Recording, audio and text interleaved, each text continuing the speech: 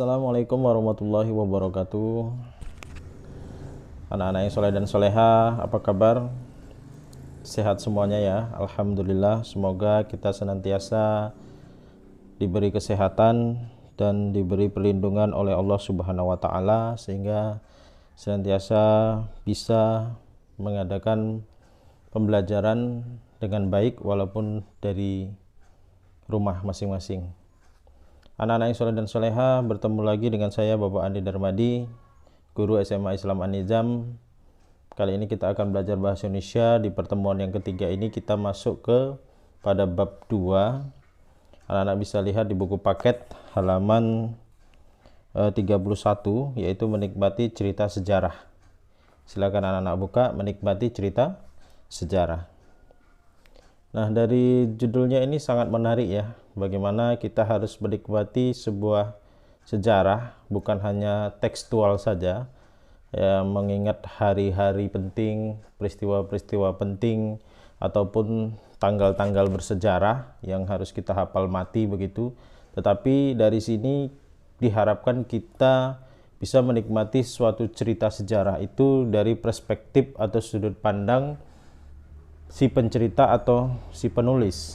Dalam hal ini adalah seorang sastrawan yang mampu membuat sebuah teks sejarah menjadi suatu cerita sejarah yang sangat menarik. Dan ini sudah banyak terjadi di negara-negara barat tentunya, bahwa di negara barat itu mereka sadar tentang pentingnya menanamkan sejarah dalam pendidikan, sehingga banyak novel-novel sejarah yang kemudian lahir di barat untuk kemudian diceritakan dalam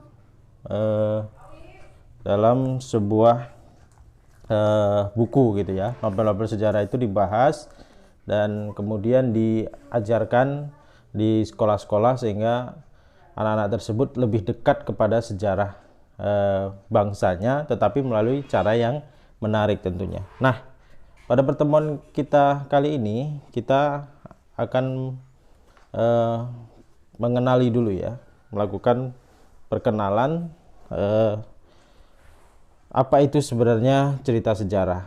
Nah, sejarah apa gunanya, dan palingan cuma buat apa, buat jawab soal doang. Emang ada gunanya yang lain, katanya gitu. Apa ada gunanya yang lagi? Nah, makanya akan kita pelajari itu. Baik, anak-anak, sejarah asal katanya atau secara etimologi itu berasal dari bahasa Arab, yaitu sajarotun. Nah, makanya ada kata hajihi sajarotun. Nah, jangan dekati pohon ini, gitu kan, gitu.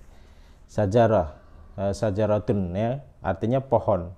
Makanya dalam bahasa Arab itu sering juga digunakan kata ya saza rotun an nasab, an nasab, sajarotun an nasab, yang artinya pohon istilah, ya kan, bukan pohon silsilah ya. Kenapa disebut pohon silsilah? Karena pohon itu, apabila kita melihat perspektifnya itu seperti ini, deskripsinya mudah. Apabila kita melihat pohon yang besar, yang rindang, yang sudah ditumbuhi dengan daun yang sangat lebat, kemudian cabangnya, rantingnya itu banyak, kemudian apa namanya ya, pohonnya atau batangnya itu besar, itu pasti ada sejarahnya gitu. Artinya ada sebelum pohon itu besar, pasti dimulai dengan ketika pohon itu masih kecil, bahkan masih berkecambah, kemudian besar. Nah, itulah makanya dalam bahasa Arab, pohon itu juga menggambarkan adanya pohon yang besar itu menggambarkan bahwa pohon itu tadinya juga kecil, ada sejarahnya begitu. Jadi ada keterkaitannya juga. Kenapa sejarah itu berasal dari kata sajarotun yang berarti pohon tadi. Kemudian dalam bahasa Inggris, sejarah berpadanan atau artinya itu berpadanan dengan kata histori yang artinya itu masa lampau umat manusia. Nah, histori itu sendiri berasal dari bahasa Yunani ya. Histori ini berasal dari bahasa Yunani. Ya, yang asal katanya itu adalah historia. Historia. Yang historia itu artinya adalah informasi, ya. Informasi atau pencarian. Yang berarti juga ya informasi atau pencarian. Nah, itu asal kata histori itu sendiri. Kemudian berasal dari kata historia juga. Historia itu artinya historia ya. Berasal dari kata historia yang artinya ilmu yang khusus yang untuk menelaah gejala-gejala dalam urutan kronologis ya. Itu berasal dari bahasa Yunani. Nah, kemudian disempurnakan lagi dalam KBBI ya, Kamus Besar Bahasa Indonesia, bahwa sejarah itu berarti sebagai asal usul keturunan silsilah kejadian dan peristiwa yang benar-benar terjadi dalam masa lampau, atau disebut juga dengan ilmu sejarah. Baik, nah ini untuk menjawab pertanyaan yang tadi, bagaimana fungsi sejarah? Paling tidak ada 3. Yang pertama itu merupakan sumber inspirasi. Kenapa dikatakan sebagai sumber inspirasi? Nah, jadi dalam sejarah itu berupaya merekam aktivitas manusia yang terjadi di masa silam. Pengetahuan dan cita-cita masa lampau dapat menjadi sumber inspirasi dalam rangka menumbuhkan cita-cita masa depan. Nah, jadi gitu ya. Jadi menurut George Macaulay Travelyan berpendapat bahwa di dalam pendidikan dan usaha menumbuhkan cita-cita masa kini dan hari esok, pengetahuan tentang cita-cita masa lampau merupakan sumber ilham yang penting. Jadi begini ya, merupakan sumber inspirasi. Jadi ada ungkapan bahwa sejarah itu terkadang sering berulang ya. Jadi apa yang terjadi masa lampau bisa kita pelajari sebagai bahan inspirasi untuk kita menghadapi peristiwa-peristiwa yang kadang itu relevan dengan situasi yang masa kini, yang kekinian gitu ya. Jadi makanya kita harus belajar juga dari sejarah. Ya, makanya kalau di era-era sekarang itu kan lagi galak-galaknya bahwa kita harus waspada terhadap bahaya laten komunis misalnya. Dan sejarah komunis itu pernah terjadi di negara kita gitu ya. Jadi apa cara mereka dalam merebut kekuasaan dan mengganti misalnya ideologi negara itu bisa saja terulang. Nah, karena kita membaca sejarah maka kita bisa memahami pola-polanya begitu. Memahami pola-polanya manakala hal itu terjadi lagi di masa sekarang. Makanya sejarah itu dikatakan bisa juga sebagai sumber inspirasi. Atau dari sejarah kita bisa belajar tadi seperti yang saya bacakan tadi dari tokoh-tokoh yang ketika menghadapi suatu masalah yang sama yang dihadapi dengan kita. Jadi jadikan inspirasi. Misalnya tokoh A itu pernah melakukan perbuatan atau tindakan seperti ini dan itu bagus dan bisa dijadikan contoh dan bisa kita teladani gitu ya. Dan fungsi yang kedua adalah memperjelas identitas dan kepribadian suatu bangsa. Ya, jadi kepribadian dan identitas suatu bangsa itu disebut juga dengan identitas nasional nanti, terbentuk dari keseluruhan pengalaman sejarah suatu bangsa tersebut. Karena setiap bangsa memiliki pengalaman sejarah yang berbeda-beda, kepribadian suatu bangsa akan berbeda-beda pula. Nah, itu akibatnya ya. Dengan mempelajari sejarah akan lebih memperjelas identitas nasional dan kepribadian suatu bangsa. Berdasarkan sejarah, kita adalah bangsa yang tidak mudah menyerah, gigih dalam melawan semua bentuk penjajahan. Dengan demikian, tidaklah layak apabila kita sebagai generasi penerusnya begitu mudah menyerah dalam menghadapi setiap masalah.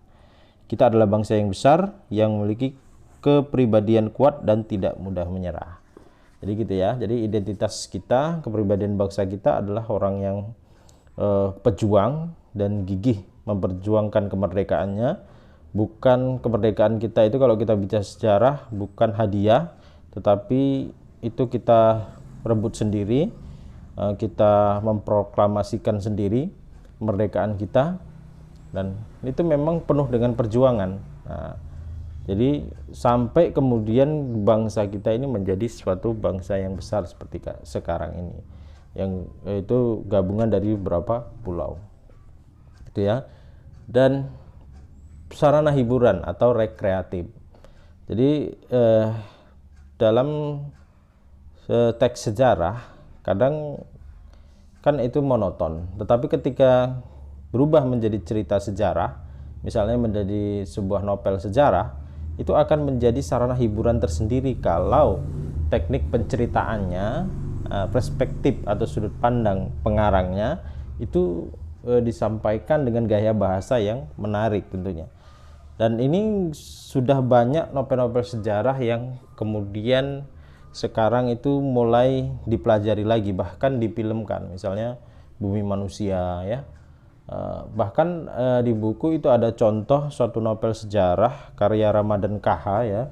Itu bisa Anda lihat di halaman 32 ya dari buku tersebut, 31-32, bahwa cuplikan dari novel tersebut adalah bercerita tentang novelnya berjudul Ku Antar Kau ke Gerbang ya. Ku Antar ke Gerbang karya Ramadan KH. Nah, di sini mengisahkan kehidupan Soekarno ketika menjalin rumah tangga dengan Ingrid Garnarsi ya. Ini menarik ya, bahwa Bung Karno ataupun presiden pertama kita itu memiliki beberapa istri. Tetapi yang kemudian itu secara tekstual di buku-buku sejarah kan yang banyak diceritakan itu adalah Ibu Fatmawati, bahwa beliaulah yang menjahit bendera merah putih itu kan gitu. Nah, itu salah satu jasa yang kemudian banyak dibuat dalam teks-teks sejarah atau buku-buku pelajaran sejarah. Tetapi dalam novel sejarah di Ku Antar Kau ke Gerbang ini, Ramadan KH begitu jeli kemudian mengambil sisi lain kehidupan Soekarno dengan kehidupan rumah tangga dengan istri yang lainnya. Dalam hal ini adalah Ibu Ingrid Garnarsi, yang di dalam cerita itu diceritakan lebih tua dari 10 tahun daripada Bung Karno sendiri. Nah, di dalam novel itu secara garis besar Ramadan KH ingin mengungkapkan bahwa begitu besarnya jasa Ibu Ingrid ini mengantarkan seorang sosok Presiden Soekarno itu menjadi sebuah tokoh revolusioner yang membawa Indonesia merdeka ke depan gerbang kemerdekaannya, dan juga menjadi presiden begitu. Jadi karena kadang di balik lelaki yang sukses itu ada seorang perempuan yang tangguh kan gitu. Nah, itu yang coba ungkapkan oleh Ramadan KH, bahwa di balik seorang laki yang sukses itu pasti ada perempuan yang luar biasa, dan salah satunya itu adalah Ibu Ingrid ini, yang walaupun dia lebih tua tetapi dia lebih banyak kemudian menceritakan pengalamannya, memberikan pandangan-pandangannya kepada Bapak Soekarno, dan itu diceritakan dalam novel itu. Nah, ini juga bisa jadi sarana hiburan kalau kita membaca atau diceritakan tentang cerita itu gitu. Nah, itu salah satu contohnya. Baik, nah dengan demikian teks cerita sejarah adalah teks yang di dalamnya menjelaskan dan menceritakan tentang fakta kejadian masa lalu yang menjadi asal muasal atau latar belakang terjadinya sesuatu yang memiliki nilai kesejarahan yang bersifat naratif dan deskriptif gitu ya. Naratif ini adalah karangan yang bersifat ataupun uraian ide pokok pikiran yang dituangkan dalam tulisan yang bersifat menceritakan. Ya, menceritakan itu cirinya apa? Ya, naratif ini cirinya menceritakan itu yang pertama itu pasti ada latar, ya kan? Kemudian ada tokoh-tokoh. Nah, kemudian ada alur. Nah, alur. Maka dia bersifat naratif, ada alurnya, rentetan peristiwanya, ya, kemudian ada latar tempat terjadinya, waktunya kapan, kemudian ada tokoh-tokohnya. Nah, gitu ya. Itu ciri dari cerita sejarah, pasti bersifat naratif. Yang kedua, cirinya itu deskriptif. Deskriptif ini menggambarkan suasana itu dengan sedetail mungkin, atau objek yang digambarkan itu seolah-olah pembaca atau yang mendengarkan itu bisa menyaksikan langsung objek tersebut. Bahkan dia bisa berimajinasi kalau dia sedang berada di situ gitu. Walaupun itu tentu saja banyak kesusahannya bagi seorang penulis ataupun seorang sastrawan ketika ingin mengungkapkan atau mendeskripsikan suatu peristiwa lampau, dalam ini adalah peristiwa sejarah yang tentu saja kejadiannya itu sudah berlangsung sangat lama. Jadi dia harus mendeskripsikan suatu tempat, kemudian tokoh-tokohnya, kemudian bagaimana cara mereka berbicara, bergaul, berpakaian, kemudian setting lokasinya. Nah, itu harus deskripsikan dengan baik. Jadi dalam membuat novel sejarah itu lebih susah dibandingkan dengan membuat novel yang tidak sejarah. Misalnya kita buat novel di kejadian waktu sekarang gitu kan. Ketika novel itu terjadi 100 tahun yang lalu, 50 tahun yang lalu, itu lebih susah. Kenapa? Dibutuhkan survei dan riset untuk kemudian bisa membuat novel tersebut bercerita dengan baik, bisa mendapatkan sudut pandang penceritaan yang baik gitu ya. Misalnya kita lihat saja film-film sejarah, misalnya Bumi Manusia gitu ya, tenggelamnya kapal Panderwitz, atau bahkan Titanic sendiri. Itu kan sangat repot gitu ya bagi penulisnya untuk tentu saja membuat cerita gitu ya. Jadi butuh riset. Kalau misalnya kapal Titanic itu, ya gimana Titanic dulu kan, seperti itu. Bagaimana bentuk kapalnya, ya kan? Bagaimana sampai yang terkecil pun harus mereka apa? Bagaimana ruang makannya, bagaimana ke tempat tidurnya, bagaimana dek kapalnya, dan seterusnya, gitu ya. Jadi seperti itu, ya. Itulah contohnya. Nanti akan kita perdalam di pertemuan yang akan datang. Baik. Berikutnya, nah, teks cerita sejarah itu pada umumnya dibagi menjadi dua. Ada teks cerita sejarah yang bersifat fiksi, ada teks cerita sejarah yang bersifat non-fiksi. Ya.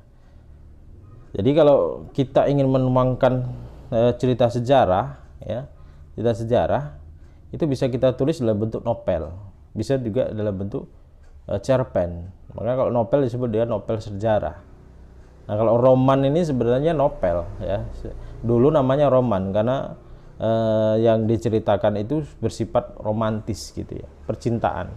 Nah, sekarang itu novel. Novel itu lebih tidak hanya berkaitan dengan percintaan saja, dan tidak mesti tokoh-tokohnya itu meninggal dunia. Nah, kalau roman itu identik seperti itu, tokohnya meninggal gitu ya, karena pengaruh dari sastra Romeo dan Juliet itu kan roman. Kemudian Siti Nurbaya, kemudian masuk ke Indonesia menjadi Siti Nurbaya dan tokohnya itu meninggal. Tenggelamnya kapal Panderwitz ya, Sengsara Membawa Nikmat. Nah, makanya disebut dulu roman gitu. Tapi kalau sekarang novel gitu. Nah, kalau kita mau membuat cerita sejarah, menulis cerita sejarah tetapi itu full faktual atau full fakta, fakta semua, maka itu teks sejarah non fiksi yang nyata dia. Maka bisa bentuknya itu biografi, bisa autobiografi, cerita perjalanan, atau tuh catatan-catatan sejarah gitu ya. Baik, struktur teks cerita sejarah itu ada ini yang sangat sederhana. Nanti anak-anak akan di struktur teks sejarah itu juga bisa dilihat di buku di halaman 43. Itu ada 6 ya. Ada 6. Tapi yang kita bahas ini adalah yang sangat sederhana dulu untuk mengantarkan anak-anak kepada apa sebenarnya itu teks sejarah, atau disebut juga dengan cerita ulang, atau disebut juga dengan rekon ya. Makanya ada rekon pribadi, ada rekon imajinatif, ada rekon faktual. Nanti itu akan kita bahas di pertemuan yang akan datang. Nah, secara sederhana struktur teks cerita sejarah itu dibagi 3. Yang pertama itu orientasi, yang kedua itu urutan peristiwa, yang ketiga itu reorientasi gitu ya. Nah, orientasi itu disebut juga dengan pengenalan. Ya, ini disebut juga dengan pengenalan. Apa yang dikenalkan? Nah, dalam suatu cerita yang kita tulis ataupun yang biasanya sastrawan tulis, itu perlu transisi untuk mengantarkan pembaca ke zamannya, ke zaman cerita itu dibuat. Maka biasanya bisa saja dia mengenalkan melalui tokoh-tokohnya, melalui tokoh-tokoh. Bisa juga dia mengenalkan melalui langsung latar. Tapi bisa juga kadang itu melalui dialog yang menunjukkan itu peristiwa lampau, gitu ya. Yang pasti dia pengenalan berupa penyampaian informasi tentang pengertian ataupun definisi luas peristiwa yang akan diceritakan. Nah, itu orientasi. Oke, kemudian itu di bagian awal. Baik itu novel maupun cerpen sejarah itu dimulai dengan orientasi. Nah, setelah itu kita masuk ke pada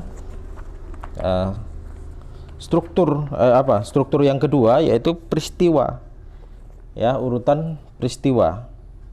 Itu berupa rangkaian peristiwa yang biasanya disampaikan dalam urutan yang kronologis. Ya, kronologis peristiwanya itu harus jelas. Makanya tadi agak susahnya novel sejarah itu seperti itu. Adapun yang dimaksud dengan kronologis adalah pola pengembangan teks yang berdasarkan urutan waktu. Peristiwa sejarah akan selalu berlangsung sesuai dengan urutan waktu, sehingga peristiwa-peristiwa sejarah tidak terjadi secara melompat-lompat. Nah, urutan waktunya bahkan berbalik urutan waktunya atau anakronis itu istilahnya. Peristiwa-peristiwa sejarah yang diceritakan dan disusun berdasarkan urutan kejadian tanpa memberi penjelasan tentang hubungan sebab akibat antara peristiwa tersebut disebut kronik. Ya, jadi gitu ya. Jadi bisa juga disusun dengan sebab akibat. Nah, sebab akibat dan seterusnya. Jadi yang penting dia urutan peristiwanya tidak terbalik gitu. Nah, misalnya kalau kita mau sejarah tentang persiapan kemerdekaan Indonesia, nah itu kan harus kita urutkan itu.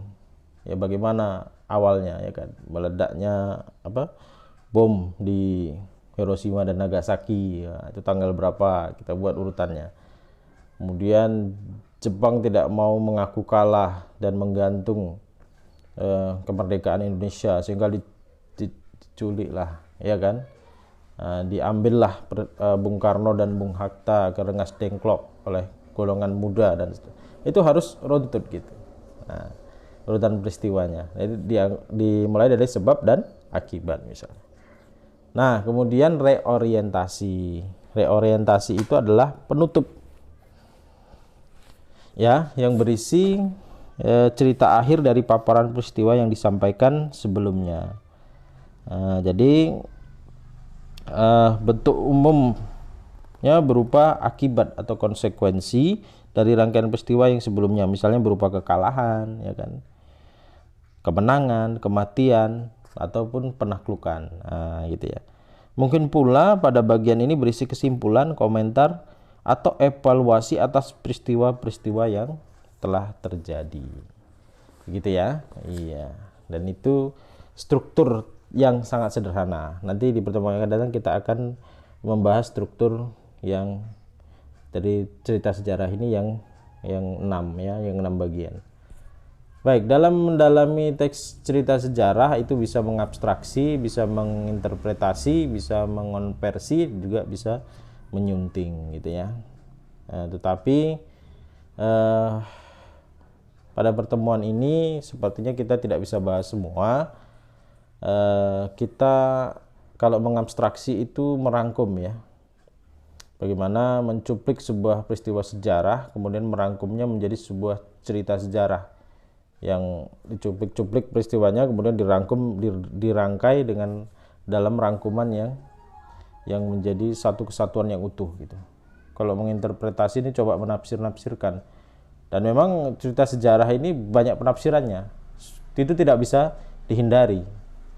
Nah, nanti kita akan belajar juga dan mengonversi nilai-nilai dari cerita sejarah itu dalam kehidupan yang sekarang. Nah, menyunting itu adalah memperbaiki ke tata bahasa, ataupun ketika kita ingin menulis teks sejarah menjadi cerita sejarah, maka kita harus, ini adalah keterampilan yang dasar dulu ya. Kita harus tahu dulu teknik penulisan yang benar. Nah, bagaimana ketepatan penulisan huruf ya. Penulisan huruf, kemudian ketepatan penggunaan kata, kemudian keefektifan kalimat. Nah, itu harus kita perhatikan. Nah, contohnya ya, kalau dalam menulis cerita sejarah itu sering menggunakan kata sapaan, dan kita harus memperhatikan kalimat yang efektif. Nah, penyebab kalimat tidak efektif itu biasanya adalah pilihan kata yang kurang tepat. Jadi dalam menulis cerita sejarah kita harus memilih kata-kata yang tepat ketika mewakilkan suatu peristiwa atau kejadian. Misalnya seseorang yang gugur di medan juang, medan perang ya, itu dikatakan gugur ya, bukan mati, bukan meninggal, bukan wafat. Itu kan pilihan kata gitu ya. Gugur gitu ya. Bukan tewas juga gitu ya. Gitu ya. Jadi walaupun sama menggambarkan itu mati atau berakhirnya nyawa seseorang, tapi pilihan kata yang tepat itu juga mempengaruhi. Kemudian serapan yang salah atau tidak baku ya, ini juga dihindari. Kemudian afiksasi, penggunaan afiksasi itu adalah imbuhan yang kurang tepat, itu juga dihindari dalam kalimat efektif. Itu sebelumnya sudah dibahas ya dalam kalimat efektif, saya pikir tinggal menonton videonya saja. Kemudian hiperkorek itu apa? Hyper itu artinya berlebihan, koreksi itu mengoreksi, berlebihan dalam mengoreksi akhirnya menjadi salah. Misalnya kata yang benar itu kata teladan misalnya kan.